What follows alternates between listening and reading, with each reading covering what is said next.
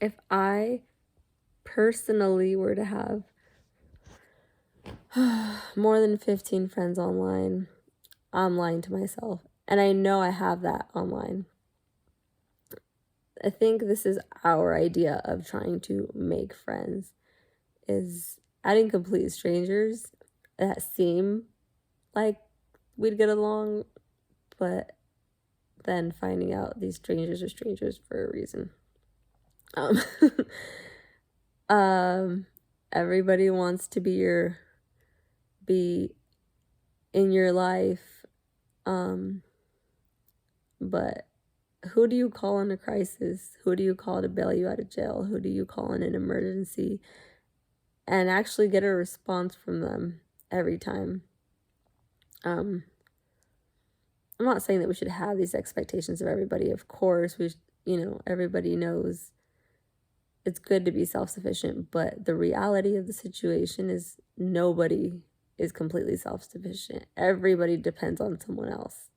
We're social animals.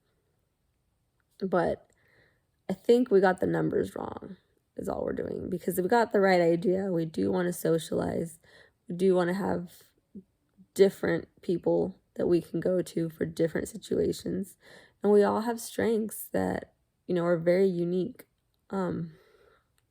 And I think it's great to value people.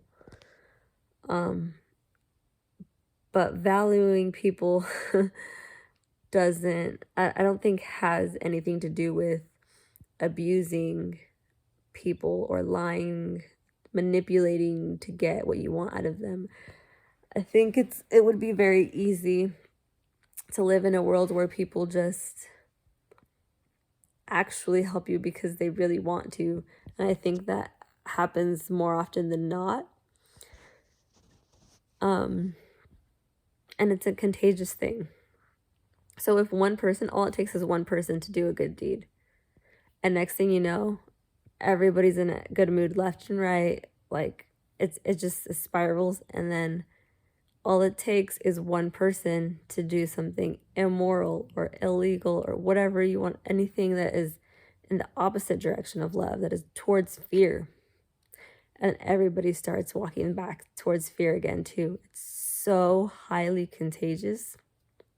I was reading this part out of the King James Version of the Bible. It is Proverbs 5, I think. And I think it's called Warning Against Adultery. But we've been conditioned to think that adultery is something that is having to do with sexual relations. And I get that, and I agree and everything, but there's more to it than that. From what I read from the passage, I'm getting that there is something about your local community that needs you to be a part of it. There's something about local community and stability that is essential to our lives. And when it comes to, creating a family, and when it comes to legacies and things of that nature, that where you want to be locally, that those people are the ones that it's going to have to happen with if you want it to work out well. That's just what I got from the passage. I mean, I could be completely wrong, and like I always say, I would like to be corrected if I'm wrong. But that's just how I feel about it. Maybe we undervalue our communities because we're so used to being stuck in it all the time. It's, for a lot of people, sometimes it's one of the only places we know. And so it's easy to push away that.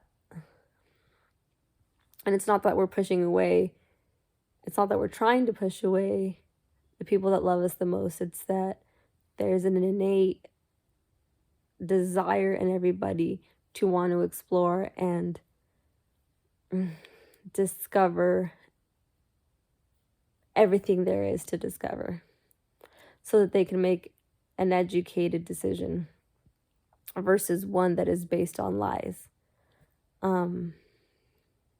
Because like I said, it's easy to fall into this attitude of you're either a shark or you get eaten alive. And I think that's all just couldn't be more, what's the word? I cannot for the life of me think of the word. But it's just not natural to me. It's something I think that humans maybe mistakenly created this environment of, the trickster, and it's in a lot of like culture type writings, like Lord of the Flies, I guess, is about human nature and how we're like susceptible to just everything that is immoral, and we need to feel like someone's always watching to do the right thing. That's all lies. That is a lie that people chose to believe, in my opinion. Because I'm so sure that God exists in all of us. Did the sun just flash on me right now?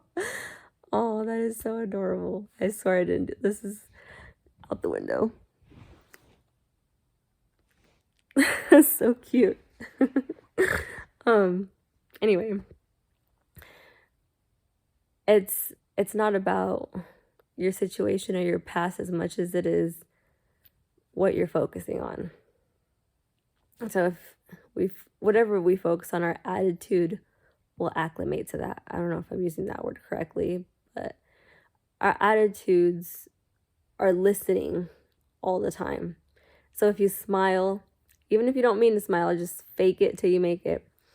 There's nothing, I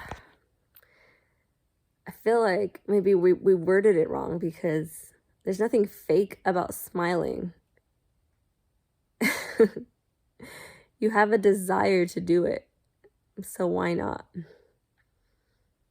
Just because you're unhappy in a moment, does that mean that you want to be unhappy for the rest of your life? Of course not. Everybody wants to be happy. So what is fake about smiling? We should be smiling all the time. And guaranteed if we did that, there would be a whole lot more smiles in this world all the time. Not just because you're doing it, but because your smile is going to affect everyone around you.